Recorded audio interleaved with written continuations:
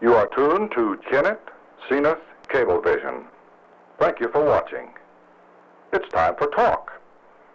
Each evening at this time, Monday through Friday, Rosemary interviews local personalities and others who bring items of interest to this community.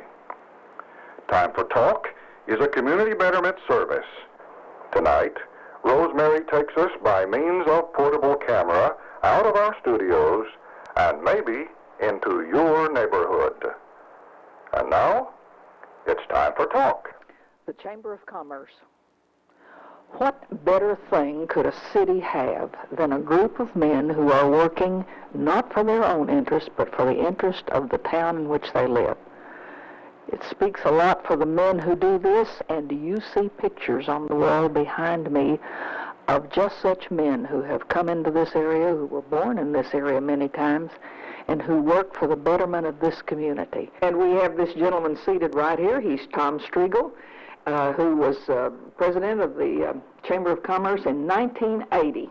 1980 is right. Now, give me a little bit of your background. Don't I know that you're Kennett born and bred? Well, yes, ma'am, you know that very much. I am Kennett born and never knew any better. I've lived in Kennett all my life, and went to the University of Missouri and got out in 1957 and went in the Air Force. And as most young men did at that time, they had a military commitment. And the minute that military commitment was over with, why, Nancy and I beat a path back here to Kennett, Missouri. And now, do I not know that that your dad started the business you're in now? What my dad year? and brother. Mm-hmm. Yeah, all right. What year are we talking about? 1928. 1928. Has it always been where it is now? It was. Steigel Auto? It was where the originally it was where the Taekwondo school is now. Just off the square. Between the Palace Theater and the Palace Cafe. Yeah. How was there room for cars there? Well, they didn't have as many cars then. And they weren't as big, were they? No, they weren't as large. But there was a pretty good gap between the building there, between the theater and where the showroom was. And, of course, I don't remember any of that. They moved to our present location in 1935.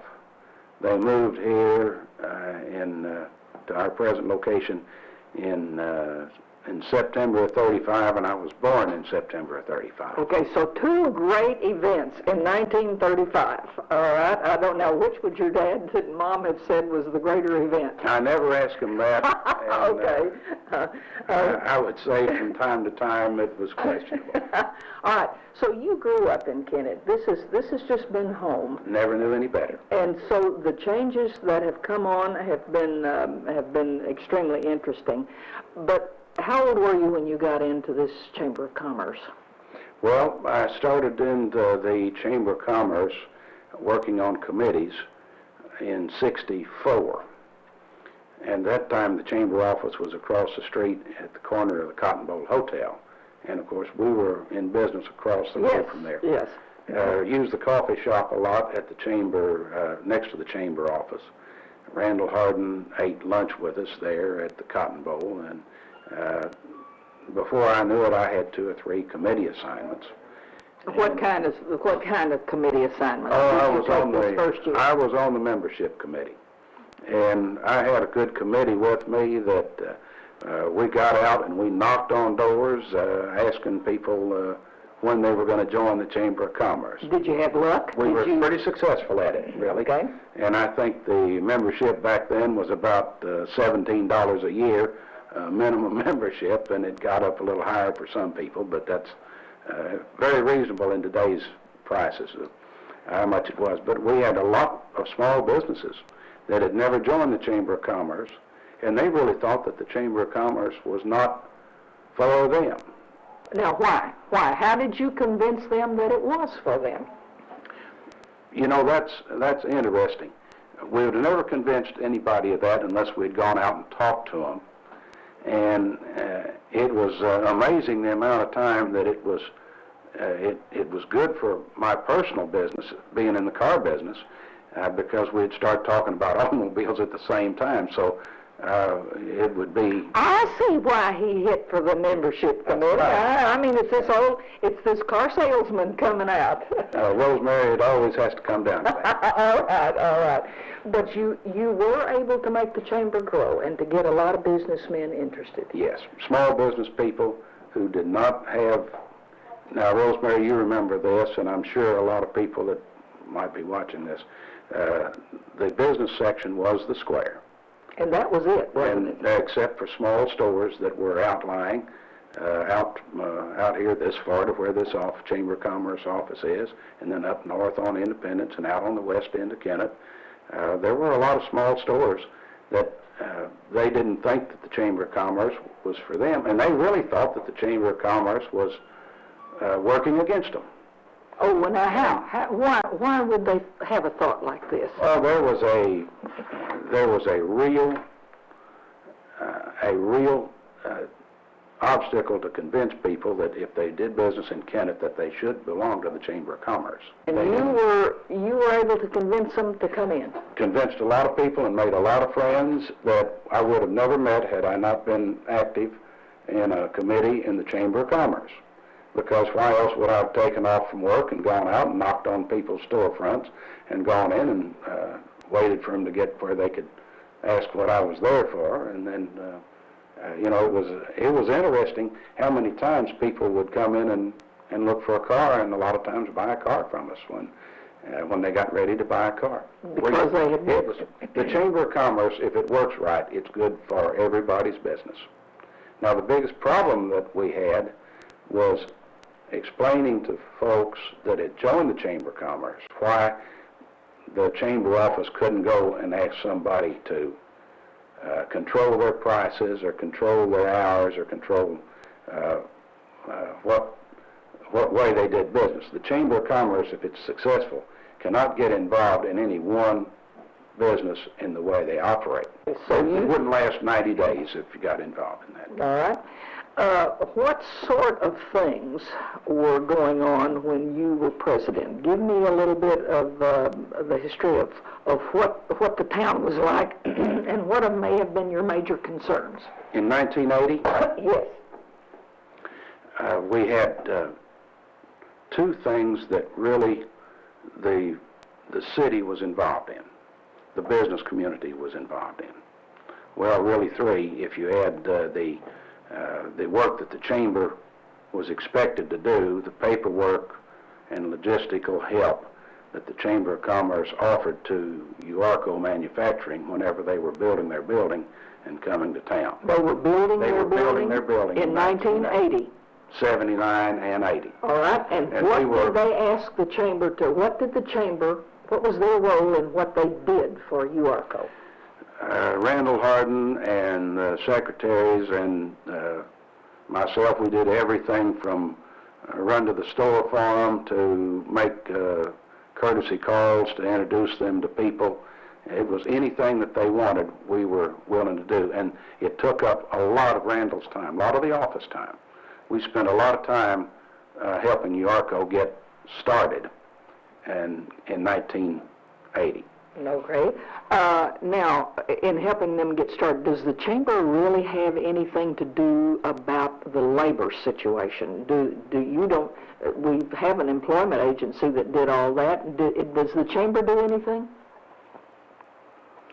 They spend a lot of time with the job service people. Oh, okay. Okay. We were involved in a lot of that.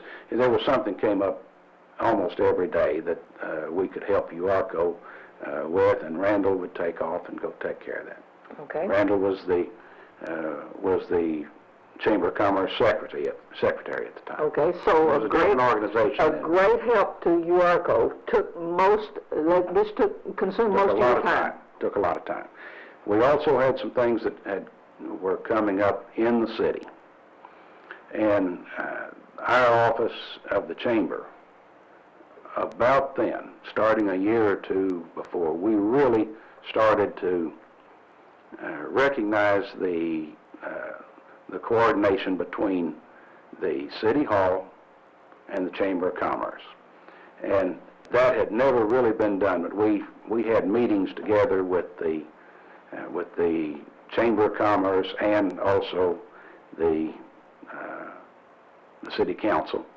So there had not been a great deal of coordination of effort between the City Council, Mayor of the City Council, and the Chamber? I don't want to say that. We've always been neighbors. But at that, right up until the late 70s, we never did really sit down and talk as one.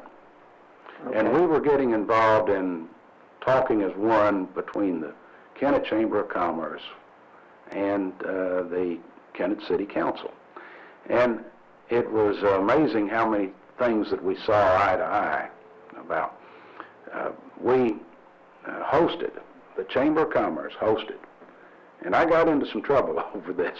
I got bottled up in a few places. I like to hear these kind of stories. Let's hear this. I got the idea that we should come out here to the American Legion building, and the Chamber should host a meeting, a general town meeting.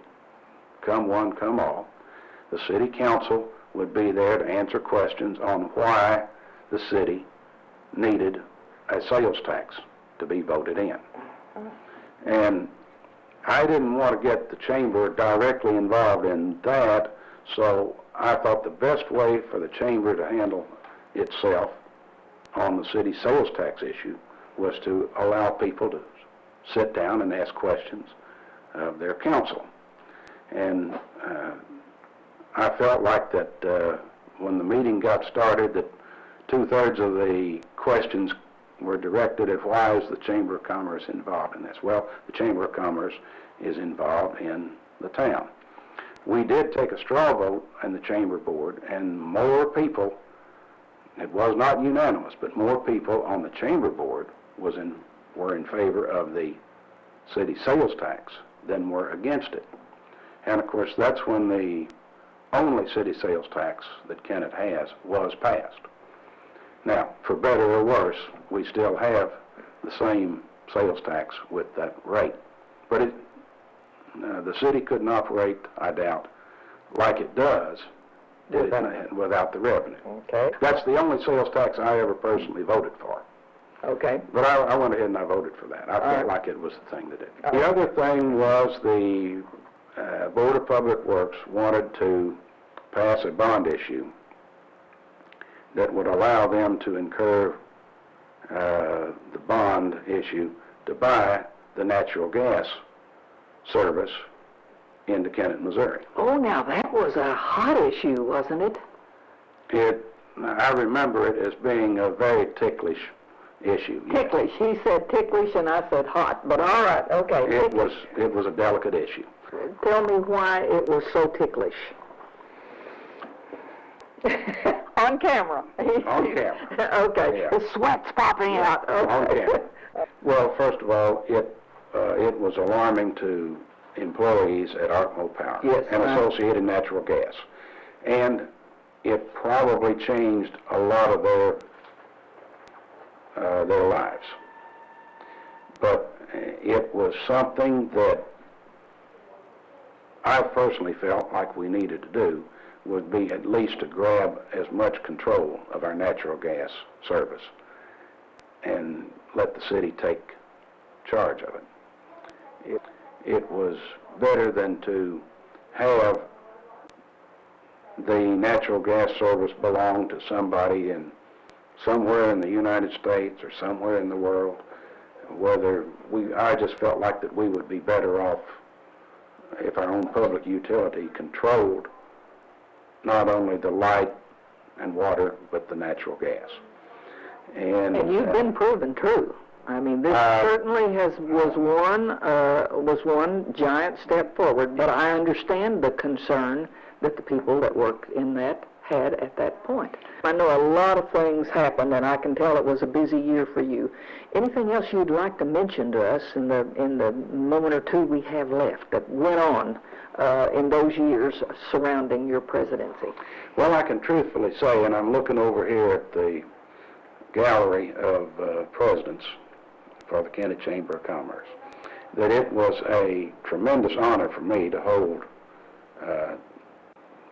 hold the office at one time of chamber treasurer, and on at another term on the board to be president of the Kennett Chamber of Commerce. And it has many, many fond memories. Gave me the satisfaction of knowing that I had really added something perhaps to the community. And it was one of the highlights of my days in Kennett, Missouri. And I'll always think back about how much an honor it was. This sounds silly to say, I guess, but it was always truly a real honor that the Kennett Chamber of Commerce asked me to be president for one term. All right, you've been listening to Tommy Striegel. He was president of this Chamber of Commerce in 1980 and lived here most all of his life. And Tom, thank you for coming out and being our guest. It's a real pleasure always, and I sure watch your show. I think it's a great addition to the town. Thank you. Yeah.